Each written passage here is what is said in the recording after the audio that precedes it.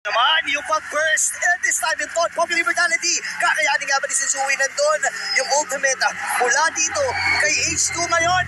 Bagsak dito itong si Sensui. Habang si Gekko naman mag-next target. Nice! Dito ay atras na rin habang si Light pauli talaga. At dito na rin si Nats. Tatama na naman. Yung time journey, may kakasa dito. Pero this time, maubos ang mga members dito ng Onyx na naman bagsak. Make it trip nga. Habang si Exhort naman ay napop yung kanyang immortality. Getting good. Kakayanin na habang si Nets. My goodness! Popular Evo! And this time around, patay na rin itong si Nets.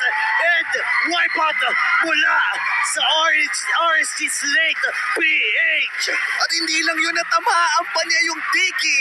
Wow! Wipeout nga, Burrito. I-call mo na to. Ito na yun. Ito na ang pagbasag. Game number 1 para sa side ng RSG Slate.